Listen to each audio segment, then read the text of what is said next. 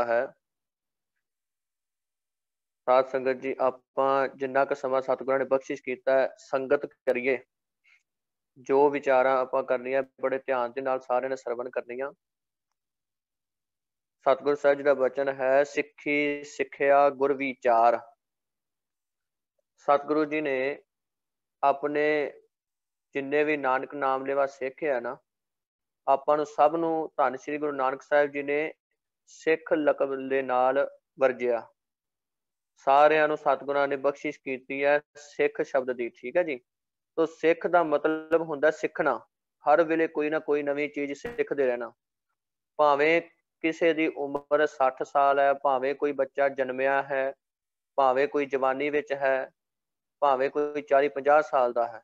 ਤੋ ਆਪਣਾ ਸਾਰਿਆਂ ਦਾ ਇਹੀ ਸਤਿਗੁਰਾਂ ਨੇ ਬਖਸ਼ਿਸ਼ ਕੀਤਾ ਕਿ ਸਿੱਖ ਜਿਹੜਾ ਵੀ ਹੈ ਨਾ ਦੁਨੀਆ ਵਿੱਚ, ਉਹ ਸਾਰੀ ਉਮਰ ਕੁਝ ਨਾ ਕੁਝ ਨਵਾਂ ਸਿੱਖਦਾ ਵਾ।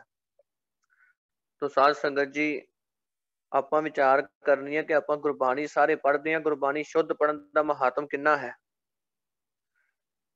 ਸਾਧ ਸੰਗਤ ਜੀ, ਦੋ ਤਿੰਨ ਇਤਿਹਾਸ ਵਿੱਚੋਂ ਆਪਾਂ ਸਾਖੀਆਂ ਲੈਣੀਆਂ ਵਾ। ਬੜੇ ਪ੍ਰੇਮ ਦੇ ਨਾਲ ਸਰਵਣ ਕਰਿਓ ਤੇ ਹਿਰਦੇ ਦੇ ਵਿੱਚ ਵੀ ਇਹਨਾਂ ਨੂੰ ਵਸਾਉਣਾ ਵਾ। ਪਹਿਲੀ ਸਾਖੀ ਤਾਂ ਇਹ ਹੈ ਸਾਧ ਸੰਗਤ ਜੀ ਕਿ ਗੁਰਬਾਣੀ ਸ਼ੁੱਧ ਪੜ੍ਹਨ ਦਾ ਮਹੱਤਵ। ਇੱਕ ਵਾਰੀ ਜਦੋਂ ਦਸ਼ਮੇਸ਼ ਪਾਤਸ਼ਾਹ ਜੀ ਦਾ ਦੀਵਾਨ ਲੱਗਾ ਅਨੰਦਪੁਰ ਸਾਹਿਬ, ਉਸ ਵੇਲੇ ਇੱਕ ਗੁਰੂ ਨਾਨਕ ਦਾ ਸਿੱਖ, ਗੁਰੂ ਗੋਬਿੰਦ ਸਿੰਘ ਸਾਹਿਬ ਜੀ ਦਾ ਸਿੱਖ ਪ੍ਰੇਮ ਦੇ ਨਾਲ ਬੈਠ ਕੇ ਪੰਜ ਗ੍ਰੰਥੀ ਸਾਹਿਬ ਜੀ ਦਾ ਨਿਤਨੇਮ ਕਰ ਰਿਹਾ। ਪੰਜ ਗ੍ਰੰਥੀ ਦੇ ਵਿੱਚ ਦੱਖਣੀ ਓਂਕਾਰ, ਸਿੱਧ ਗੋਸ਼ਟ, ਆਸਾ ਦੀ ਵਾਰ, ਸੁਖਮਨੀ ਸਾਹਿਬ ਆਦਿਕ ਪੰਜ ਬਾਣੀਆਂ ਹੋਰ ਆਉਂਦੀਆਂ ਮੈਂ। ਤੋ ਸਾਧ ਸੰਗਤ ਜੀ, ਦੱਖਣੀ ਓਂਕਾਰ ਦਾ ਪਾਠ ਕਰਦਾ ਪਿਆ ਸੀ ਬੜੇ ਪ੍ਰੇਮ ਦੇ ਨਾਲ। ਤੇ ਉਸ ਵੇਲੇ ਸਿੱਖ ਨੇ ਜਦੋਂ ਇਸ ਤੁਕ ਦੇ ਉੱਪਰ ਆਇਆ ਵਾ ਨਾ, ਕਰਤੇ ਕੀ ਮਿਤ ਕਰਤਾ ਜਾਣੈ, ਕਹਿ ਜਾਣੈ ਗੁਰ ਸੂਰਾ। ਉੱਥੇ ਸਾਧ ਸੰਗਤ ਜੀ ਕੇਵਲ ਕਹਿ ਜਿਹੜਾ ਸ਼ਬਦ ਹੈ ਨਾ, ਉਹਦੇ ਉੱਪਰ ਦੁਲਾਵਾਂ ਸੀ ਤੇ ਸਿੱਖ ਨੇ ਲੈ ਦੇ ਵਿੱਚ ਕੇ ਪੜ੍ਹ ਦਿੱਤਾ। ਕਹਿ ਦੀ ਥਾਂ ਤੇ ਕੇਵਲ ਕੇ ਪੜਿਆ। ਕਰਤੇ ਕੀ ਮਿਤ ਕਰਤਾ ਜਾਣੈ, ਕੇ ਜਾਣੈ ਗੁਰਸੂਰਾ। ਸਿਰਫ ਇੰਨਾ ਕੁ ਸ਼ਬਦ ਪੜ੍ਹਨ ਦੇ ਨਾਲ ਉਹਦਾ ਅਰਥ ਵਿਗੜ ਗਿਆ। ਤੇ ਉਸ ਵੇਲੇ ਸਤਿਗੁਰੂ ਜੀ ਦੇ ਕੰਨਾਂ ਵਿੱਚ ਆਵਾਜ਼ ਪਈ ਹੈ। ਸਤਿਗੁਰਾਂ ਨੇ ਆਪਣੇ ਹਜ਼ੂਰੀ ਸਿੱਖ ਨੂੰ ਆਵਾਜ਼ ਮਾਰ ਕੇ ਕਿਹਾ ਵੀ ਭਾਈ ਉਹ ਸਿੱਖ ਨੂੰ ਤਾੜਨਾ ਕਰ। ਸਿੱਖ ਆਇਆ, ਆ ਕੇ ਗੁਰਬਾਣੀ ਪੜ੍ਹਦੇ ਸਿੱਖ ਨੂੰ ਤਾੜਨਾ ਕੀਤੀ ਤੇ ਸਿੱਖ ਵਿਚਾਰਾ ਗੁੱਸੇ ਦਾ ਭਰਿਆ ਪੀਤਾ ਸਾਧ ਸੰਗਤ ਜੀ ਮੁੜ ਗਿਆ। ਉਸ ਵੇਲੇ ਤੇ ਚੁੱਪ ਕਰ ਗਿਆ ਕਿਉਂਕਿ ਬਾਣੀ ਪੜ੍ਹਦਾ ਪਿਆ ਸੀ। ਤੇ ਜਦੋਂ ਅਗਲਾ ਦਿਨ ਹੋਇਆ ਨਾ, ਦੀਵਾਨ ਸੱਜਿਆ ਭਰੀ ਸੰਗਤ ਦੇ ਵਿੱਚ, ਜਿਹੜਾ ਗੁਰਬਾਣੀ ਪੜ੍ਹਦਾ ਸਿੱਖ ਜਿਹਨੂੰ ਸਤਿਗੁਰਾਂ ਨੇ ਕਹਿ ਕੇ ਤਾੜਨਾ ਪਵਾਈ ਸੀ, ਡਾਂਟ ਪਵਾਈ ਸੀ, ਸਿੱਖ ਆਇਆ, ਆ ਕੇ ਬੇਨਤੀ ਕਰਨ ਲੱਗਾ। ਸਤਿਗੁਰੂ ਜੀ ਜਾਨੀ ਜਾਣ ਸਨ, ਕਹਿੰਦੇ ਹਾਂ ਵੀ ਸਿੱਖਾ ਬੜਾ ਗੁੱਸੇ ਵਿੱਚ ਭਰਿਆ ਪੀਤਾ, ਦੱਸ ਮਨ ਦੀ ਗੱਲ। ਉਸ ਵੇਲੇ ਸਾਧ ਸੰਗਤ ਜੀ ਸਿੱਖ ਕਹਿਣ ਲੱਗਾ, ਗੁਰੂ ਸਾਹਿਬ ਜੀ ਆਪ ਜੀ ਨੇ ਹੁਕਮ ਕੀਤਾ ਕਿ ਧੁਰ ਕੀ ਬਾਣੀ ਆਈ ਤੈਨੂੰ ਸਗਲੀ ਚਿੰਤ ਮਿਟਾਈ। ਕਿ ਇਹ ਜਿਹੜੀ ਗੁਰਬਾਣੀ ਹੈ ਧੁਰ ਦੀ ਬਖਸ਼ਿਸ਼ ਕੀਤੀ ਹੋਈ ਆ। ਜਿਹੜਾ ਵੀ ਗੁਰਬਾਣੀ ਦਾ ਪਾਠ ਕਰਦਾ ਉਹਦਾ ਲੋਕ ਪਰਲੋਕ ਸੁਹੇਲਾ ਹੁੰਦਾ ਵਾ। ਪਰ ਸਤਿਗੁਰੂ ਜੀ, ਮੈਂ ਕੱਲ ਆਪ ਜੀ ਦੀ ਗੁਰਬਾਣੀ ਦਾ ਜਾਪ ਕਰਦਾ ਪਿਆ ਸੀ, ਗੁਰਬਾਣੀ ਪੜ੍ਹ ਰਿਹਾ ਸੀ ਬੜੇ ਪ੍ਰੇਮ ਦੇ ਨਾਲ, ਤੇ ਤੁਹਾਡੇ ਇੱਕ ਸਿੱਖ ਨੇ ਆ ਕੇ ਮੈਨੂੰ ਡਾਂਟ ਮਾਰੀ ਹੈ, ਮੈਨੂੰ ਚਪੇੜਾਂ ਮਾਰੀਆਂ ਗੁਰਬਾਣੀ ਪੜ੍ਹਦਿਆਂ। ਜੇ ਇਸ ਲੋਕ ਦੇ ਵਿੱਚ ਚਪੇੜਾਂ ਪੈਂਦੀਆਂ, ਪਰ ਲੋਕ ਵਿੱਚ ਇਹਨੇ ਕੀ ਰੱਖਿਆ ਕਰਨੀ ਹੈ। ਤੋ ਸਾਧ ਸੰਗਤ ਜੀ, ਉਸ ਵੇਲੇ ਸਤਿਗੁਰੂ ਜੀ ਕਹਿੰਦੇ ਭਾਈ ਸਿੱਖਾ ਕੋਈ ਗਲਤੀ ਤੇ ਜ਼ਰੂਰ ਹੋਈ ਹੋਣੀ ਹੈ। ਕਹਿੰਦਾ ਸਤਿਗੁਰੂ ਜੀ ਅਸੀਂ ਅਣਜਾਣ, ਆਪ ਜੀ ਕਿਰਪਾ ਕਰਕੇ ਦੱਸੋ। ਤਾਂ ਉਸ ਵੇਲੇ ਸਾਧ ਸੰਗਤ ਜੀ ਸਤਿਗੁਰੂ ਸਾਹਿਬ ਜੀ ਨੇ ਬਚਨ ਕੀਤਾ ਕਿ ਭਾਈ ਸਿੱਖਾ, ਤੈਨੂੰ ਡਾਂਟ ਇਸ ਕਰਕੇ ਪਈ ਹੈ ਕਿਉਂਕਿ ਤੂੰ ਇੱਕ ਗੁਰਬਾਣੀ ਦੇ ਸ਼ਬਦ ਦੀ ਬੇਅਦਬੀ ਕੀਤੀ। ਕੇਵਲ ਤੂੰ ਇੱਕ ਮਾਤਰਾ ਬਦਲੀ ਹੈ। ਜਿੱਥੇ ਲੱਗਣਾ ਸੀ ਨਾ, ਕਰਤੇ ਕੀ ਮਿਤ ਕਰਤਾ ਜਾਣੈ, ਕੈ ਜਾਣੈ ਗੁਰਸੂਰਾ, ਕੱਕੇ ਦੁਲਾਵਾਂ ਲਾ ਕੇ ਕੈ ਬੋਲਣਾ ਸੀ, ਤੂੰ ਉਸ ਸਥਾਨ ਤੇ ਬੋਲਿਆ ਕਰਤੇ ਕੀ ਮਿਤ ਕਰਤਾ ਜਾਣੈ, ਕੇ ਜਾਣੈ ਗੁਰਸੂਰਾ। ਤੇ ਸਿਰਫ ਇੰਨਾ ਸ਼ਬਦ ਬਦਲਣ ਦੇ ਨਾਲ ਹੀ ਇਹਦਾ ਅਰਥ ਬਣ ਗਿਆ ਕਿ ਕਰਤੇ ਦੀ ਅਕਾਲ ਪੁਰਖ ਵਾਹਿਗੁਰੂ ਜੀ ਦੀ ਮਰਿਆਦਾ ਨੂੰ ਅਕਾਲ ਪੁਰਖ ਵਾਹਿਗੁਰੂ ਜੀ ਜਾਣ ਸਕਦੇ ਆ, ਗੁਰੂ ਨਹੀਂ ਜਾਣ ਸਕਦਾ। ਗੁਰੂ ਕੇ ਮਤਲਬ ਕੀ ਜਾਣ ਸਕਦਾ, ਭਾਵ ਗੁਰੂ ਨਹੀਂ ਜਾਣਦਾ। ਤੇ ਜੇ ਕੈ ਸ਼ਬਦ ਲਾਵਾਂਗੇ ਉਹਦਾ ਅਰਥ ਬਣਦਾ ਕਰਤੇ ਦੀ ਅਕਾਲ ਪੁਰਖ ਵਾਹਿਗੁਰੂ ਦੀ ਮਰਿਆਦਾ ਨੂੰ ਜਾਂ ਅਕਾਲ ਪੁਰਖ ਵਾਹਿਗੁਰੂ ਜੀ ਆਪ ਜਾਣਦੇ ਆ, ਤੇ ਕੈ ਦਾ ਅਰਥ ਜਾਂ ਫਿਰ ਸਤਿਗੁਰੂ ਸੱਚੇ ਪਾਤਸ਼ਾਹ ਜੀ ਜਾਣਦੇ ਆ। क्योंकि गुरु नानक देव गोबिंद रूप गुरु नानक साहिब जी अकाल पुरख वाहिगुरु दा प्रतख रूप होए है ना। आप नारायण कला धार जग मैं परवरियो, निरंकार आकार जोत जग मंडल करियो। तो इस करके सतगुਰਾਂ ने बचन किया, वेखो भाई सिखो सारिਆਂ ਨੂੰ संबोधन किया कि जिवें ਇਹ ਸਾਡਾ ਪ੍ਰਤੱਖ ਪੰਜ ਤੱਤਾਂ ਦਾ ਸਰੀਰ ਹੈ ਨਾ, ਤੇ ਜੇ ਕੋਈ ਸਾਡੇ ਸਰੀਰ ਦੇ ਉੱਪਰ ਕੋਈ ਪ੍ਰਹਾਰ ਕਰੇ, ਸਾਡੀ ਕੋਈ ਉਂਗਲ ਤਰੋੜੇ ਜਾਂ ਬਾਂਹ ਤਰੋੜ ਦੇਵੇ, ਸਾਨੂੰ ਹੱਡੀਆਂ ਨੂੰ ਪੀੜ ਹੁੰਦੀ ਹੈ ਨਾ, ਇਸੇ ਤਰ੍ਹਾਂ ਜਿਹੜਾ ਕੋਈ ਸਿੱਖ ਗੁਰਬਾਣੀ ਦਾ ਗਲਤ ਉਚਾਰਨ ਕਰਦਾ ਹੈ ਨਾ, ਗੁਰਬਾਣੀ ਅਸ਼ੁੱਧ ਪੜ੍ਹਦਾ ਵਾ, ਲਗਾ ਮਾਤਰਾ ਦਾ ਧਿਆਨ ਨਹੀਂ ਦਿੰਦਾ, ਤੇ ਉਵੇਂ ਹੀ ਲੈ ਦੇ ਵਿੱਚ ਬਸ ਪ੍ਰੇਮ ਦੇ ਨਾਲ ਲੈ ਬਣਾ ਕੇ ਤੇ ਪੜ੍ਹੀ ਜਾਂਦਾ, ਧਿਆਨ ਨਹੀਂ ਦਿੰਦਾ ਕਿ ਸ਼ੁੱਧ ਗੁਰਬਾਣੀ ਦਾ ਅਰਥ ਕੀ ਬਣਨਾ ਹੈ, ਪੜ੍ਹਨਾ ਕਿਵੇਂ ਆ। ਤੇ ਇਹ ਜਦੋਂ ਕੋਈ ਸਿੱਖ ਇਸ ਤਰ੍ਹਾਂ ਗੁਰਬਾਣੀ ਪੜ੍ਹਦਾ ਵਾ ਨਾ ਬਿਨਾਂ ਲਗਾ ਮਾਤਰਾ ਲਾਏ ਤੋਂ, ਤੇ ਉਦੋਂ ਸਾਡੇ ਸਰੀਰ ਦੇ ਅੰਗ ਟੁੱਟਦੇ ਆ। ਇਹ ਸਤਿਗੁਰਾਂ ਦੇ ਮੁੱਖ ਵਾਕ ਹਨ। ਤੋ ਸਾਧ ਸੰਗਤ ਜੀ, ਇਤਿਹਾਸ ਵਿੱਚ ਵੀ ਸਾਖੀ ਆਉਂਦੀ ਹੈ। ਇਸ ਕਰਕੇ ਸਿੱਖੀ ਸਿੱਖਿਆ ਗੁਰ ਵਿਚਾਰ, ਸਿੱਖ ਹਮੇਸ਼ਾ ਹੀ ਸਿੱਖਦਾ ਵਾ ਤੇ ਗੁਰਬਾਣੀ ਸ਼ੁੱਧ ਪੜ੍ਹਨੀ ਚਾਹੀਦੀ ਹੈ। ਫਿਰ ਸਿੱਖ ਨੇ ਬੇਨਤੀ ਕੀਤੀ, ਸਤਿਗੁਰੂ ਜੀ ਅਸੀਂ ਕਲਯੁਗ ਦੇ ਅਲਪੱਗ ਜੀਵ ਹਾਂ, ਸਾਡੀ ਇੰਨੀ ਮੋਟੀ ਬੁੱਧ ਹੈ, ਸਾਡਾ ਦਿਮਾਗ ਵੀ ਕੰਮ ਨਹੀਂ ਕਰਦਾ, ਤੇ ਕਿਰਪਾ ਕਰਕੇ ਆਪ ਹੀ ਸਾਨੂੰ ਸਮਝਾਓ, ਆਪ ਹੀ ਸਾਨੂੰ ਸ਼ੁੱਧ ਗੁਰਬਾਣੀ ਪੜ੍ਹਨੀ ਸਿਖਾਓ। ਤਾਂ ਸਾਧ ਸੰਗਤ ਜੀ ਫਿਰ ਸਤਿਗੁਰੂ ਜੀ ਨੇ ਬਚਨ ਕੀਤਾ ਕਿ ਭਾਈ ਸਿੱਖਾ, ਹੁਣ ਤੇ ਜੰਗਾਂ ਯੁੱਧਾਂ ਦਾ ਵੇਲਾ ਹੈ, ਜਦੋਂ ਅਸੀਂ ਜੰਗਾਂ ਯੁੱਧਾਂ ਤੋਂ ਵਿਹਲੇ ਹੋਵਾਂਗੇ ਨਾ, ਫਿਰ ਆਪ ਜੀ ਨੂੰ ਸਮੇਂ ਖਾਲੀ ਸਮੇਂ ਦੇ ਵਿੱਚ ਫ੍ਰੀ ਹੋ ਕੇ ਭਾਵ ਆਪ ਜੀ ਨੂੰ ਸੰਥਿਆ ਕਰਵਾਈ ਜਾਵੇ, ਗੁਰਬਾਣੀ ਦੇ ਅਰਥ ਪੜ੍ਹਾਏ ਜਾਣਗੇ। ਤਾਂ ਸਾਧ ਸੰਗਤ ਜੀ ਜਦੋਂ ਸਾਰੀ ਜੰਗਾਂ ਯੁੱਧਾਂ ਤੋਂ ਸਤਿਗੁਰੂ ਜੀ ਵਿਹਲੇ ਹੋ ਗਏ ਆ, ਦਮਦਮਾ ਸਾਹਿਬ ਪਹੁੰਚੇ ਆ, ਉਸ ਵੇਲੇ ਸਾਧ ਸੰਗਤ ਜੀ ਦਮਦਮਾ ਸਾਹਿਬ ਪਹੁੰਚ ਕੇ ਜਦੋਂ ਕਮਰ ਕੱਸਾ ਖੋਲਿਆ, ਦਮ ਲਿਆ, ਉਸ ਸਥਾਨ ਦਾ ਨਾਮ ਤਾਂ ਹੀ ਦਮਦਮਾ ਸਾਹਿਬ ਪਿਆ ਕਿਉਂਕਿ ਉੱਥੇ ਸਤਿਗੁਰੂ ਜੀ ਨੇ ਜੰਗਾਂ ਯੁੱਧਾਂ ਤੋਂ ਵਿਹਲੇ ਹੋ ਕੇ ਦਮ ਲਿਆ ਸੀ। ਤਾਂ ਫਿਰ ਸਤਿਗੁਰਾਂ ਨੇ ਬਚਨ ਕੀਤਾ ਕਿ ਭਾਈ ਸਿੱਖੋ, ਹੁਣ ਆਪ ਤੁਹਾਨੂੰ ਸਾਰਿਆਂ ਨੂੰ ਅਸੀਂ ਗੁਰਬਾਣੀ ਸ਼ੁੱਧ ਪੜ੍ਹਾਵਾਂਗੇ ਤੇ ਗੁਰਬਾਣੀ ਦੇ ਅਰਥ ਵੀ ਪੜ੍ਹਾਏ ਜਾਣਗੇ। ਤਾਂ ਉਸ ਵੇਲੇ ਸਾਧ ਸੰਗਤ ਜੀ ਭਾਈ ਮਨੀ ਸਿੰਘ ਜੀ ਨੂੰ ਲਿਖਾਰੀ ਲਾ ਕੇ ਸਤਿਗੁਰੂ ਜੀ ਸਵੇਰ ਤੋਂ ਲੈ ਕੇ 6 ਵਜੇ ਤੋਂ ਦੁਪਹਿਰ ਤੱਕ ਗੁਰਬਾਣੀ ਲਿਖਵਾਉਂਦੇ ਸੀ, ਪੜ੍ਹ ਕੇ ਸੁਣਾਉਂਦੇ ਸੀ। ਤੇ ਅਖੀਰਲਾ ਜਿਹੜਾ ਪਹਿਰ ਹੁੰਦਾ ਸੀ 12 ਤੋਂ ਲੈ ਕੇ ਸ਼ਾਮ ਦੇ 6 ਵਜੇ ਤੱਕ, ਫਿਰ ਸਤਿਗੁਰੂ ਜੀ ਥੋੜਾ ਆਰਾਮ ਕਰਕੇ ਫਿਰ ਸਾਧ ਸੰਗਤ ਜੀ ਸਤਿਗੁਰੂ ਜੀ ਸਿੱਖਾਂ ਨੂੰ ਗੁਰਬਾਣੀ ਦੇ ਅਰਥ ਪੜ੍ਹਾਉਂਦੇ ਸੀ। ਤੋਂ ਉਸ ਸਥਾਨ ਤੋਂ ਹੀ ਫਿਰ ਜਿਹੜੇ 48 ਸਿੰਘਾਂ ਨੇ ਗੁਰਬਾਣੀ ਦੇ ਅਰਥ ਸੁਣੇ, ਗੁਰਬਾਣੀ ਦੀ ਸੰਥਿਆ ਕੀਤੀ, 48 ਦੇ 48 ਸਿੱਖ ਸ਼ੁੱਧ ਗੁਰਬਾਣੀ ਸੁਣ ਕੇ ਵਿਦੇਹ ਮੁਕਤ ਹੋ ਗਏ। ਸਾਧ ਸੰਗਤ ਜੀ ਦੇਹੀ ਦੇ ਸਮੇਤ ਸੱਚਖੰਡ ਚੱਲੇ। ਤਾਂ ਸਤਿਗੁਰਾਂ ਜੀ ਨੇ ਧੰਨ ਬਾਬਾ ਦੀਪ ਸਿੰਘ ਜੀ ਸ਼ਹੀਦ ਜੀ ਨੂੰ ਤੇ ਧੰਨ ਧੰਨ ਬਾਬਾ ਮਨੀ ਸਿੰਘ ਜੀ ਨੂੰ ਹੱਥ ਦੇ ਕੇ ਰੱਖ ਲਿਆ ਕਿ ਭਾਈ ਸਿੱਖੋ ਬਾਕੀ ਸੱਚਖੰਡ ਜਾਓ ਥਨੇ ਦੇ, ਤੇ 2 ਸਿੱਖ ਤੁਸੀਂ ਹਾਲੇ ਮੇਰੇ ਕੋਲੋਂ ਰਹੋ ਕਿਉਂਕਿ ਤੁਹਾਡੇ ਤੋਂ ਹਾਲੇ ਅਸੀਂ ਸੇਵਾ ਲੈਣੀ ਹੈ। ਤਾਂ ਉਸ ਵੇਲੇ ਸਤਿਗੁਰਾਂ ਨੇ ਬਚਨ ਕੀਤਾ, ਬਾਬਾ ਦੀਪ ਸਿੰਘ ਜੀ ਭਾਈ ਮਨੀ ਸਿੰਘ ਜੀ ਕਹਿਣ ਲੱਗੇ, ਸਤਿਗੁਰੂ ਜੀ ਸਾਨੂੰ ਇੰਨਾ ਰਸ ਬਣਿਆ, ਸਾਡੀ ਕਿਰਪਾ ਹੋਈ, ਵਿਦੇਹ ਮੁਕਤ ਹੋ ਗਏ ਸੀ, ਪਰ ਆਪ ਜੀ ਨੇ ਰੱਖ ਲਿਆ ਤੇ ਕਿਤੇ ਸਾਡੇ ਇਸ ਆਨੰਦ ਵਿੱਚ ਫਰਕ ਤੇ ਨਹੀਂ ਪਵੇਗਾ। ਸਤਿਗੁਰਾਂ ਨੇ ਬਚਨ ਕੀਤਾ, ਭਾਈ ਸਿੱਖੋ ਤੁਸੀਂ ਸ਼ੁੱਧ ਗੁਰਬਾਣੀ ਸੁਣੀ ਹੈ, ਗੁਰਬਾਣੀ ਦੇ ਅਰਥ ਸੁਣੇ ਹੈ, ਇਸ ਨੂੰ ਅੱਗੇ ਸੁਣਨਾ, ਪੜ੍ਹਨਾ ਤੇ ਪੜ੍ਹਾਉਣਾ ਵਾ, ਤੁਹਾਡੇ ਆਨੰਦ ਵਿੱਚ ਕੋਈ ਫਰਕ ਨਹੀਂ ਪਵੇਗਾ। ਉੱਥੇ ਸਤਿਗੁਰਾਂ ਨੇ ਭਵਿੱਖਤ ਵਚਨ ਵੀ ਕੀਤੇ ਸਨ। ਬਾਬਾ ਦੀਪ ਸਿੰਘ ਜੀ ਨੂੰ ਕਿਹਾ, ਭਾਈ ਸਿੱਖਾ ਜੇ ਤੇਰਾ ਸੀਸ ਵੀ ਧੜ ਨਾਲੋਂ ਵੱਖਰਾ ਹੋ ਜਾਣਾ ਤਾਂ ਵੀ ਤੇਰੇ ਇਸ ਆਨੰਦ ਵਿੱਚ ਫਰਕ ਨਹੀਂ ਪਵੇਗਾ। ਤੇ ਭਾਈ ਮਨੀ ਸਿੰਘ ਜੀ ਨੂੰ ਬਚਨ ਕੀਤਾ ਸੀ, ਜੇ ਸਿੱਖਾ ਤੇਰੇ ਸਰੀਰ ਦੇ ਟੁਕੜੇ ਟੁਕੜੇ ਵੀ ਹੋ ਜਾਣ ਤਾਂ ਵੀ ਤੇਰੇ ਇਸ ਆਨੰਦ ਵਿੱਚ ਕੋਈ ਫਰਕ ਨਹੀਂ ਪਵੇਗਾ। ਤੋ ਇੰਨਾ ਮਹਾਤਮ ਹੈ ਸਾਧ ਸੰਗਤ ਜੀ ਸ਼ੁੱਧ ਗੁਰਬਾਣੀ ਪੜ੍ਹਨ ਦਾ ਤੇ ਸੁਣਨ ਦਾ। ਤੋ ਫਿਰ ਸਤਿਗੁਰਾਂ ਨੇ ਬਚਨ ਦਿੱਤਾ, ਸਿਰ ਤੇ ਹੱਥ ਰੱਖ ਕੇ ਬਚਨ ਕੀਤਾ ਕਿ ਬਾਬਾ ਦੀਪ ਸਿੰਘ ਜੀ ਨੂੰ ਤੁਸੀਂ ਇੱਥੇ ਦਮਦਮਾ ਸਾਹਿਬ ਰਹਿ ਕੇ ਸਿੱਖਾਂ ਨੂੰ ਗੁਰਬਾਣੀ ਪੜ੍ਹਾਉਣੀ ਹੈ, ਸ਼ੁੱਧ ਗੁਰਬਾਣੀ ਪੜ੍ਹਨ ਦੀ ਜਾਂਚ ਦੱਸਣੀ ਹੈ ਤੇ ਆਪ ਵੀ ਪੜ੍ਹਨੀ ਤੇ ਹੋਰਾਂ ਨੂੰ ਵੀ ਪੜ੍ਹਾਉਣੀ ਹੈ। ਉੱਥੋਂ ਦਮਦਮੇ ਟਕਸਾਲ ਚੱਲੀ ਹੈ ਦਮਦਮਾ ਸਾਹਿਬ ਵਾਲੀ, ਤੇ ਭਾਈ ਮਨੀ ਸਿੰਘ ਜੀ ਨੂੰ ਫਿਰ ਸਤਿਗੁਰਾਂ ਨੇ ਹਰਿਮੰਦਰ ਸਾਹਿਬ ਭੇਜ ਦਿੱਤਾ ਕਿ ਤੁਸੀਂ ਉੱਥਾਂ ਦੀ ਸੇਵਾ ਸਾਂਭਣੀ ਹੈ। ਫਿਰ ਉੱਥੇ ਜਿਹੜੀ ਅੱਜ ਸੱਤੋ ਵਾਲੀ ਗਲੀ ਵਾਲੀ ਟਕਸਾਲ ਚੱਲਦੀ ਹੈ ਅੰਮ੍ਰਿਤਸਰ ਵਾਲੀ, ਇਹ 2 ਟਕਸਾਲਾਂ ਚੱਲੀਆਂ। ਦੂਜਾ ਸਾਧ ਸੰਗਤ ਜੀ ਇੱਕ ਹੋਰ ਬਚਨ ਆਪ ਜੀ ਨੂੰ ਸੁਣਾਉਂਦੇ ਆ। ਦੂਜੀ ਸਾਖੀ ਇਸ ਪ੍ਰਕਾਰ ਹੈ ਕਿ ਜਦੋਂ 6ਵੇਂ ਪਾਤਸ਼ਾਹ ਮੀਰੀ ਪੀਰੀ ਦੇ ਮਾਲਕ ਧੰਨ ਧੰਨ ਸਾਹਿਬ ਸ੍ਰੀ ਗੁਰੂ ਹਰਗੋਬਿੰਦ ਸਾਹਿਬ ਜੀ ਸਤਿਗੁਰ ਸੱਚੇ ਪਾਤਸ਼ਾਹ ਦੂਸਰੀ ਜੰਗ ਸ੍ਰੀ ਹਰਗੋਬਿੰਦਪੁਰੇ ਦੀ ਲੜ ਕੇ ਮੁਗਲਾਂ ਨੂੰ ਮਾਰ ਕੇ ਉੱਥੇ ਚਬੂਤਰਾ ਬਣਾ ਕੇ ਦਮਦਮਾ ਬਣਾ ਕੇ ਉੱਪਰ ਬੈਠੇ ਆ ਨਾ ਦੀਵਾਨ ਸਜਾ ਕੇ, ਇੱਕ ਦਿਨ ਸਿੱਖਾਂ ਨਾਲ ਬੜਾ ਭਾਰੀ ਦੀਵਾਨ ਸੱਜਿਆ ਤੇ ਸਤਿਗੁਰੂ ਜੀ ਮੌਜ ਵਿੱਚ ਆਏ ਆ।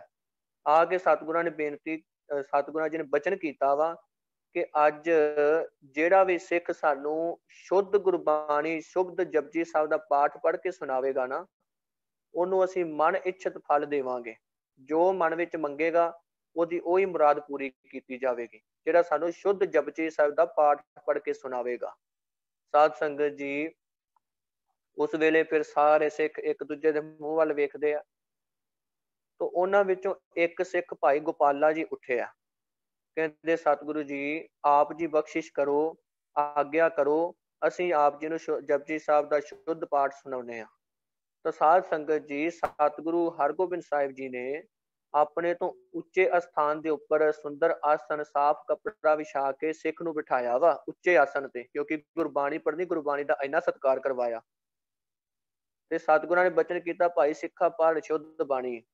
ਭਾਈ ਗੋਪਾਲਾ ਜੀ ਇੱਕ ਓੰਕਾਰ ਤੋਂ ਲੈ ਕੇ ਤੇ ਜਿਉਂ ਉਹਨਾਂ ਨੇ ਜਪਜੀ ਸਾਹਿਬ ਦੇ ਗੁਰਬਾਣੀ ਲਗਾ ਮਾਤਰਾ ਲਾ ਕੇ ਸ਼ੁੱਧ ਪੜ੍ਹਨੀ ਆਰੰਭ ਕੀਤੀ ਹੈ, ਜਦੋਂ ਸਾਧ ਸੰਗਤ ਜੀ ਸ਼ਲੋਕ ਪੜ੍ਹਨ ਲੱਗਿਆ ਨਾ, ਪਵਨ ਗੁਰੂ ਪਾਣੀ ਪਿਤਾ ਮਾਤਾ ਧਰਤ ਮਹੱਤ, ਤੋਂ ਇੱਥੇ ਆਏ ਹੈ। ਉਸ ਵੇਲੇ ਇੱਕ ਸਿੱਖ ਕਾਬਲ ਕੰਧਾਰ ਤੋਂ ਸਤਿਗੁਰੂ ਜੀ ਦੇ ਲਈ 5 ਘੋੜੇ, ਸਵਾ ਲੱਖ ਦਾ, ਉਸ ਵੇਲੇ ਸਵਾ ਲੱਖ ਦਾ ਇੱਕ ਘੋੜਾ ਕਾਬਲ ਕੰਧਾਰ ਤੋਂ ਸਤਿਗੁਰੂ ਜੀ ਦੀ ਭੇਟਾ ਕਰਨ ਦੇ ਲਈ ਲਿਆਇਆ।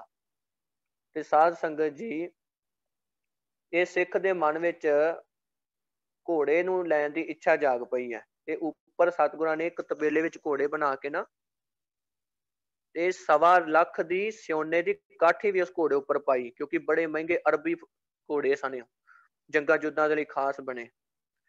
ਤਾਂ ਸਾਧ ਸੰਗਤ ਜੀ, ਇੰਨੇ ਚਿਰ ਨੂੰ ਜਦੋਂ ਸਤਿਗੁਰੂ ਜੀ ਆਪਣੇ ਪੱਟ ਉੱਪਰ ਹੱਥ ਧਰ ਕੇ ਉੱਠਣ ਲੱਗੇ ਆ ਨਾ, ਉਹਨੇ ਚਿਰ ਨੂੰ ਭਾਈ ਗੋਪਾਲੇ ਦੇ ਮਨ ਵਿੱਚ ਇੱਛਾ ਫੁੱਟ ਗਈ ਕਿ ਮੈਨੂੰ ਜੇ ਸਤਿਗੁਰੂ ਜੀ ਸੋਨੇ ਦੀ ਕਾਠੀ ਪਈ ਪਵਾਈ ਘੋੜਾ ਭੇਟਾ ਕਰ ਦੇਣ ਤੇ ਹੋਰ ਮੈਨੂੰ ਕੀ ਚਾਹੀਦਾ। ਤਾਂ ਫਿਰ ਇੰਨੇ ਚਿਰ ਨੂੰ ਸ਼ਲੋਕ ਪੜ੍ਹ ਦਿੱਤਾ, ਸਮਾਪਤੀ ਹੋਈ ਹੈ। ਸਤਿਗੁਰੂ ਜੀ ਨੇ ਬਚਨ ਕੀਤਾ, ਭਾਈ ਸਿੱਖਾ ਅਸੀਂ ਤੇਰੇ ਤੇ ਬੜੇ ਹੀ ਪ੍ਰਸੰਨ ਹੋਏ ਹਾਂ, ਕਿਉਂਕਿ ਤੂੰ ਲਗਾ ਮਾਤਰਾ ਲਾ ਕੇ ਸ਼ੁੱਧ ਜਪਜੀ ਸਾਹਿਬ ਦਾ ਪਾਠ ਸਾਨੂੰ ਸੁਣਾਇਆ ਵਾ। ਤੇ ਅਸੀਂ ਜਦੋਂ ਤੂੰ ਸ਼ਲੋਕ ਉੱਪਰ ਆਇਆ ਨਾ, ਆਪਣੇ ਪੱਟ ਉੱਪਰ ਹੱਥ ਰੱਖ ਕੇ ਖੜੇ ਹੋਣ ਲੱਗੇ ਸੀ, ਤੈਨੂੰ ਗੁਰਤਾ ਗੱਦੀ ਦੀ ਦਾਤ ਬਖਸ਼ਿਸ਼ ਕਰਨ ਲੱਗੇ ਸੀ। ਸਾਧ ਸੰਗਤ ਜੀ, ਇਤਿਹਾਸ ਵਿੱਚ ਬਚਨ ਹੈ, ਸਤਿਗੁਰੂ ਹਰਗੋਬਿੰਦ ਸਾਹਿਬ ਜੀ ਬਚਨ ਕਰਦੇ, ਭਾਈ ਗੋਪਾਲਾ ਅੱਜ ਤੈਨੂੰ ਅਸੀਂ ਗੁਰਤਾ ਗੱਦੀ ਦੀ ਦਾਤ ਬਖਸ਼ਿਸ਼ ਕਰ ਦੇਣ ਲੱਗੇ ਸੀ, ਕਿਉਂਕਿ ਤੂੰ ਸ਼ੁੱਧ ਜਪਜੀ ਸਾਹਿਬ ਦਾ ਪਾਠ ਸੁਣਾਇਆ। ਇੰਨਾ ਮਹਾਤਮ ਵੱਡਾ ਹੈ ਗੁਰਬਾਣੀ ਸ਼ੁੱਧ ਪੜ੍ਹਨ ਦਾ, ਪਰ ਤੇਰੇ ਮਨ ਵਿੱਚ ਸ਼ਲੋਕ ਪੜ੍ਹਦੇ ਆ ਇੱਕ ਘੋੜਾ ਸੋਨੇ ਦੀ ਕਾਠੀ ਸਮੇਤ ਲੈਣ ਦੀ ਇੱਛਾ ਜਾਗ ਪਈ ਹੈ। ਅਸੀਂ ਤੈਨੂੰ ਇੱਕ ਘੋੜਾ ਬਖਸ਼ਿਸ਼ ਕਰਕੇ ਹੁਣ ਨਿਵਾਜਦੇ ਹਾਂ। ਤਾਂ ਸਤਿਗੁਰਾਂ ਨੇ ਲੋਕ ਪਰਲੋਕ ਦੇ ਸੁੱਖ ਬਖਸ਼ਿਸ਼ ਕੀਤੇ। ਤੇ ਸਾਧ ਸੰਗਤ ਜੀ, ਨਾਲ ਹੀ 1.25 ਲੱਖ ਦੀ ਕਾਠੀ ਵਾਲਾ ਸੋਨੇ ਦਾ ਘੋੜਾ ਉਹ ਵੀ ਇਸ ਸਿੱਖ ਨੂੰ ਬਖਸ਼ਿਸ਼ ਕਰਕੇ ਨਿਹਾਲ ਕੀਤਾ ਹੈ। ਤਾਂ ਇੱਥੋਂ ਆਪਾਂ ਕੀ ਸਿੱਖਿਆ ਲਈ ਹੈ ਕਿ ਗੁਰਬਾਣੀ ਸ਼ੁੱਧ ਪੜ੍ਹਨ ਦਾ ਕਿੰਨਾ ਮਹੱਤਵ ਹੈ। ਸਾਧ ਸੰਗਤ ਜੀ, ਫਿਰ ਇੱਕ ਹੋਰ ਬਚਨ ਸੁਣਾ ਦਈਏ। ਜਦੋਂ 7ਵੇਂ ਪਾਤਸ਼ਾਹ ਧੰਨ ਸਾਹਿਬ ਸ੍ਰੀ ਗੁਰੂ ਹਰਿਰਾਏ ਸਾਹਿਬ ਜੀ ਮਹਾਰਾਜ ਸਤਿਗੁਰੂ ਸਾਹਿਬ ਜੀ ਨੂੰ ਔਰੰਗਜ਼ੇਬ ਨੇ, ਸਾਧ ਸੰਗਤ ਜੀ, ਸੁਨੇਹਾ ਭੇਜਿਆ ਕਿ ਤੁਸੀਂ ਆ ਕੇ ਮੈਨੂੰ ਕਰਾਮਾਤਾਂ ਵਿਖਾਓ। ਤਾਂ ਸਤਿਗੁਰੂ ਜੀ ਨੇ ਆਪਣੇ ਪੁੱਤਰ ਰਾਮ ਰਾਏ ਨੂੰ ਭੇਜਿਆ ਕਿ ਅਸੀਂ ਤੇ ਕਦੇ ਤੁਰਕ ਦੇ ਮੱਥੇ ਨਹੀਂ ਲੱਗਣਾ, ਤੇ ਤੁਸੀਂ ਜਾ ਕੇ ਇਸ ਤੁਰਕ ਨੂੰ ਜੋ ਕਹਿੰਦਾ ਵਾ ਉਹ ਇਹਨੂੰ ਪ੍ਰਸੰਨ ਕਰਨਾ ਵਾ, ਭਾਵ ਜੋ ਇਹ ਕਹਿੰਦਾ ਵਾ ਨਾ ਇਹਦੀ ਸੰਤੁਸ਼ਟੀ ਕਰਨੀ ਆ। ਸਾਧ ਸੰਗਤ ਜੀ, ਸਤਿਗੁਰਾਂ ਨੇ ਬਖਸ਼ਿਸ਼ਾਂ ਕੀਤੀਆਂ, ਕਰਾਮਾਤਾਂ ਵੀ ਬਖਸ਼ਿਸ਼ ਕੀਤੀਆਂ। ਤੇ ਰਾਮ ਰਾਏ ਜਦੋਂ ਗਿਆ ਵਾ, ਜਾ ਕੇ ਉਹਨੂੰ ਕਰਾਮਾਤਾਂ ਰੋਜ਼ ਵਿਖਾਉਂਦਾ ਸੀ। ਇਹਦਾ ਮਹੀਨਾ ਵੀ ਬੰਨ੍ਹ ਦਿੱਤਾ ਸੀ। ਬਾਦਸ਼ਾਹ ਬੜਾ ਖੁਸ਼ ਹੋਇਆ, ਇਹਨੂੰ ਬੜੇ ਧਨ ਦਿੱਤੇ ਤੇ ਇਹਨੂੰ ਉੱਚਾ ਅਹੁਦਾ ਬਖਸ਼ਿਸ਼ ਕੀਤਾ। ਸਾਰੇ ਲੋਕ ਵੀ ਜੈ ਜੈਕਾਰ ਕਰਨ ਲੱਗ ਪਏ। ਇੱਕ ਦਿਨ ਕੀ ਹੋਇਆ, ਕਿਸੇ ਨੇ ਸ਼ਿਕਾਇਤ ਲਾ ਦਿੱਤੀ ਕਿ ਬਾਦਸ਼ਾਹ ਔਰੰਗਜ਼ੇਬ, ਜੋ ਗੁਰੂ ਅਰਜਨ ਦੇਵ ਸਾਹਿਬ ਜੀ ਹੈ ਨਾ, ਇਹਨਾਂ ਨੇ ਗੁਰਬਾਣੀ ਦੇ ਵਿੱਚ ਜਦੋਂ ਆਸਾ ਜੀ ਦੀ ਵਾਰ ਸਤਿਗੁਰਾਂ ਜੀ ਨੇ ਉਚਾਰਨ ਕੀਤੀ ਹੈ, ਉਹਦੇ ਵਿੱਚ ਲਿਖਿਆ ਵਾ ਕਿ ਮਿੱਟੀ ਮੁਸਲਮਾਨ ਕੀ ਪੇੜਾ ਪਈ ਘੁਮਿਆਰ। ਇਹ ਸ਼ਬਦ ਆਉਂਦਾ ਨਾ ਆਸਾ ਦੀ ਵਾਰ ਦੇ ਵਿੱਚ, ਮਿੱਟੀ ਮੁਸਲਮਾਨ ਕੀ ਪੇੜਾ ਪਈ ਘੁਮਿਆਰ, ਘੜ ਭਾਂਡੇ ਇੱਟਾ ਕੀਆ ਜਲਦੀ ਕਰੇ ਪੁਕਾਰ। ਤੋ ਉਸ ਵੇਲੇ ਉਹ ਜਿਹੜੇ ਈਰਖਾਲੂ ਸਨ, ਗੁਰੂ ਘਰ ਨਾਲ ਲੱਗਦੇ ਸੀ, ਉਹ ਕਹਿੰਦੇ ਵੀ ਗੁਰਬਾਣੀ ਦੇ ਵਿੱਚ ਮੁਸਲਮਾਨਾਂ ਦੀ ਬੇਅਦਬੀ ਕੀਤੀ ਹੈ, ਭਾਵ ਉਲਟ ਸ਼ਬਦ ਲਿਖੇ ਆ। ਤਾਂ ਰਾਮ ਰਾਏ ਨੂੰ ਕਿਹਾ ਕਿ ਕੀ ਗੱਲ ਇਹ ਦੱਸੋ ਵੀ ਗੁਰਬਾਣੀ ਵਿੱਚ ਇਸ ਤਰ੍ਹਾਂ ਲਿਖਿਆ ਵਾ। ਅਰਥ ਤੇ ਇਹਦਾ ਇਹ ਬਣਦਾ ਵਾ ਨਾ ਕਿ ਮਿੱਟੀ ਮੁਸਲਮਾਨ ਕੀ ਪੇੜਾ ਪਈ ਘੁਮਿਆਰ, ਕੇ ਜੇ ਜਦੋਂ ਵੀ ਕੋਈ ਭਾਵ ਸੜ ਜਾਂਦਾ ਵਾ, ਮੁਸਲਮਾਨਾਂ ਦੇ ਵਿੱਚ ਸਾੜਦੇ ਤੇ ਹੈ ਨਹੀਂ, ਇਹਨਾਂ ਨੂੰ ਧਰਤੀ ਵਿੱਚ ਨੱਪ ਦਿੰਦੇ ਆ। ਤੇ ਅਖੀਰ ਵਿੱਚ ਨੱਪਣਾ ਕੀ ਆ, ਸਰੀਰ ਨੇ ਤੇ ਗਲ ਜਾਣਾ ਨਾ, ਮਾਸ ਨੇ ਤੇ ਗਲ ਕੇ ਉਹਦੇ ਵਿੱਚ ਮਿੱਟੀ ਵਿੱਚ ਰਲ ਜਾਣਾ, ਤੇ ਉਸ ਮਿੱਟੀ ਨੂੰ ਕਿਤੇ ਨਾ ਕਿਤੋਂ ਘੁਮਿਆਰ ਨੇ ਜਾ ਕੇ ਪੁੱਟਣਾ ਵਾ, ਫਿਰ ਉਹਨੂੰ ਆਵੇ ਉੱਪਰ ਚਾੜਨਾ ਵਾ, ਇੱਟਾਂ ਬਣਾਉਣੀਆਂ ਜਾਂ ਘੜੇ ਬਣਾਉਣੇ ਆ, ਉਹ ਸੜਨੀ ਆ ਮਿੱਟੀ। ਤੇ ਫਿਰ ਮੁਸਲਮਾਨ ਇਹ ਸੋਚਦੇ ਆ ਕਿ ਜਿਹੜਾ ਮਿੱਟੀ ਵਿੱਚ ਭਾਵ ਜਿਹੜਾ ਅੱਗ ਵਿੱਚ ਸੜ ਜਾਵੇ ਉਹ ਮੁਸਲਮਾਨ ਨਰਕਾਂ ਨੂੰ ਜਾਂਦਾ। ਤੋ ਇਹਦਾ ਅਰਥ ਇਹ ਹੈ, ਇਹਦੇ ਚ ਕੋਈ ਬੇਅਦਬੀ ਨਹੀਂ ਹੈ। ਤਾਂ ਉਸ ਵੇਲੇ ਰਾਮ ਰਾਏ ਨੂੰ ਪੁੱਛਣ ਲੱਗਾ ਬਾਦਸ਼ਾਹ ਕਿ ਦੱਸੋ ਗੁਰਬਾਣੀ ਵਿੱਚ ਇਹ ਸ਼ਬਦ ਆਉਂਦਾ। ਤਾਂ ਰਾਮ ਰਾਏ ਨੇ ਸਾਧ ਸੰਗਤ ਜੀ ਬਾਦਸ਼ਾਹ ਨੂੰ ਖੁਸ਼ ਕਰਨ ਦੇ ਲਈ ਕਿ ਕਿਤੇ ਮੇਰਾ ਪੱਤਾ ਨਾ ਬੰਦ ਹੋ ਜਾਵੇ, ਲੋਕ ਮੈਨੂੰ ਪੂਜਣੋਂ ਨਾ ਹਟ ਜਾਣ, ਲਾਲਚ ਵਿੱਚ ਆ ਕੇ ਸਿਰਫ ਇੱਕ ਸ਼ਬਦ ਬਦਲਿਆ ਸੀ। ਕਹਿੰਦਾ ਬਾਦਸ਼ਾਹ, ਸਤਿਗੁਰੂ ਜੀ ਨੇ ਮਿੱਟੀ ਮੁਸਲਮਾਨ ਕੀ ਨਹੀਂ ਲਿਖਿਆ, ਸਤਿਗੁਰੂ ਜੀ ਨੇ ਲਿਖਿਆ ਮਿੱਟੀ ਬੇਈਮਾਨ ਕੀ ਪੇੜਾ ਭਾਈ ਘੁਮਿਆਰ। ਸਿਰਫ ਇੱਕ ਸ਼ਬਦ ਬਦਲਿਆ ਸਾਧ ਸੰਗਤ ਜੀ, ਮੁਸਲਮਾਨ ਦੀ ਥਾਂ ਤੇ ਬੇਈਮਾਨ ਸ਼ਬਦ ਬਦਲਿਆ ਵਰਤਿਆ। ਸਿੱਖ ਉੱਥੇ ਹਾਜ਼ਰ ਸਨ, ਸਿੱਖਾਂ ਨੇ ਸੁਣ ਕੇ ਤੇ ਆ ਕੇ ਬਚਨ ਕੀਤਾ ਸਤਿਗੁਰੂ ਜੀ ਦੇ ਪਾਸ। ਗੁਰੂ ਹਰਿਰਾਏ ਸਾਹਿਬ ਜੀ, ਆਪ ਜੀ ਦੇ ਸਾਹਿਬਜ਼ਾਦੇ ਨੇ ਤੁਰਕ ਨੂੰ ਖੁਸ਼ ਕਰਨ ਦੇ ਲਈ ਗੁਰਬਾਣੀ ਦੇ ਸ਼ਬਦ ਦੀ ਬੇਅਦਬੀ ਕੀਤੀ ਕਿ ਮਿੱਟੀ ਮੁਸਲਮਾਨ ਕੀ ਦੀ ਥਾਂ ਤੇ ਮਿੱਟੀ ਬੇਈਮਾਨ ਕੀ ਕਿਹਾ ਹੈ। ਸਾਧ ਸੰਗਤ ਜੀ ਵੇਖੋ, ਪੁੱਤਰ ਸਾਰਿਆਂ ਨੂੰ ਪਿਆਰੇ ਹੁੰਦੇ ਆ, ਤੇ ਗੁਰੂ ਸਾਹਿਬ ਜੀ ਦਾ ਆਪਣਾ ਸਾਹਿਬਜ਼ਾਦਾ ਰਾਮ ਰਾਏ ਸਤਿਗੁਰਾਂ ਨੇ ਬਚਨ ਕੀਤਾ ਕਿ ਅੱਜ ਤੋਂ ਇਹ ਸਾਡਾ ਪੁੱਤਰ ਨਹੀਂ, ਨਾ ਅਸੀਂ ਇਹਦੇ ਪਿਤਾ, ਸਾਡੇ ਮੱਥੇ ਨਾ ਲੱਗੇ। ਉਸ ਦਿਨ ਤੋਂ ਗੁਰੂ ਘਰ ਤੋਂ ਖਾਰਜ ਕਰ ਦਿੱਤਾ, ਆਪਣੇ ਪੁੱਤਰ ਕਹਿਣ ਤੋਂ ਇਨਕਾਰ ਕਰ ਦਿੱਤਾ ਸੀ।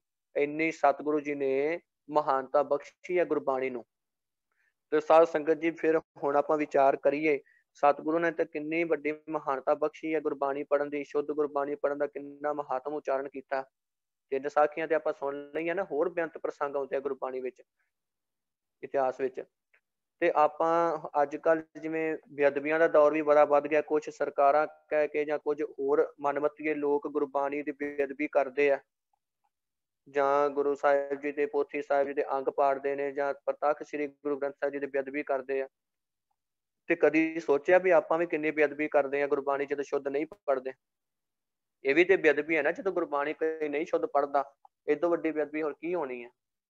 ਤੇ ਜੇ ਕੋਈ ਦੂਜਾ ਬੇਅਦਬੀ ਕਰਦਾ ਉਹਨੂੰ ਤੇ ਆਪਾਂ ਝੱਟ ਪੈ ਜਾਂਦੇ ਹਾਂ, ਗਾਲਾਂ ਵੀ ਕੱਢਦੇ ਹਾਂ ਵੀ ਭਾਈ ਇਹਨੇ ਫਲਾਣੇ ਨੇ ਬੇਅਦਬੀ ਕੀਤੀ, ਨੂੰ ਮਾਰ ਦੋ, ਕੁੱਟ ਦੋ, ਜੇ ਕਰ ਦੋ, ਉਹ ਕਰ ਦੋ।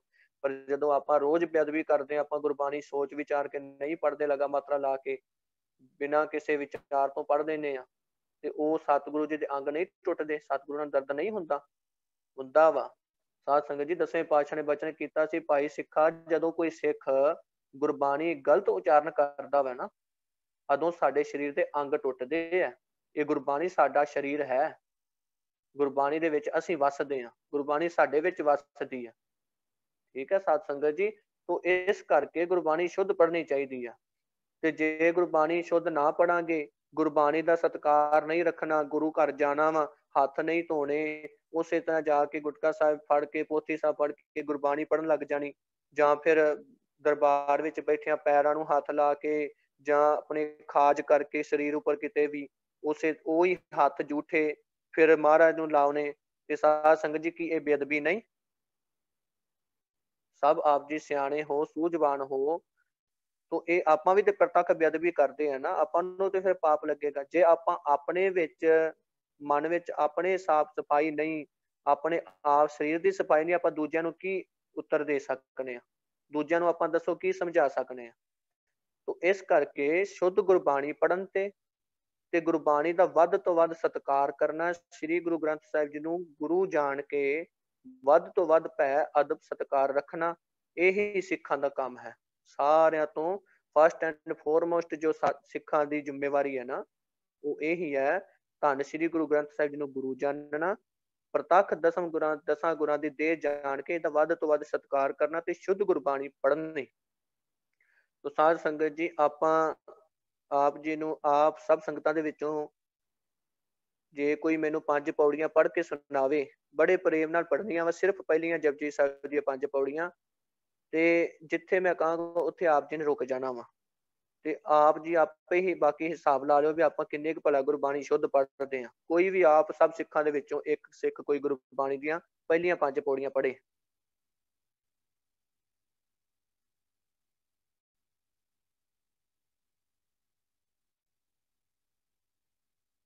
ਹਾਂਜੀ ਕੋਈ ਗੱਲ ਨਹੀਂ, ਡਰਨਾ ਨਹੀਂ। ਵੇਖੋ ਗੁਰਬਾਣੀ ਇਸ ਜਗ ਮਹਿ ਚਾਨਣ ਕਰਮ ਵਸੈ ਮਨ ਆਏ। ਡਰਨ ਦੀ ਕੋਈ ਗੱਲ ਨਹੀਂ, ਕਿਉਂਕਿ ਅੱਜ ਤੱਕ ਆਪਾਂ ਨੂੰ ਕਿਸੇ ਨੇ ਦੱਸਿਆ ਨਹੀਂ। ਤੇ ਜਦੋਂ ਕੋਈ ਨਾ ਦੱਸੇ ਉਦੋਂ ਤੱਕ ਆਪਾਂ ਨੂੰ ਪਤਾ ਵੀ ਨਹੀਂ ਲੱਗਦਾ। ਤੇ ਹੁਣ ਆਪ ਜੀ ਨੂੰ ਦੱਸਣ ਲੱਗੇ ਆ ਤੇ ਆਪ ਜੀ ਆਪਣਾ ਹਿਸਾਬ ਲਾਇਓ ਨਾ ਕਿ ਕਿੰਨਾ ਕੁ ਆਪਾਂ ਪਾਣੀ ਚ ਭਾਵ ਆਪਾਂ ਤੇ ਕਿੰਨੀ ਕੁ ਸ਼ੁੱਧ ਗੁਰਬਾਣੀ ਪੜ੍ਹਦੇ ਆ ਕਿ ਕਿੰਨੀ ਕੁ ਬੇਅਦਬੀ ਕਰਦੇ ਆ।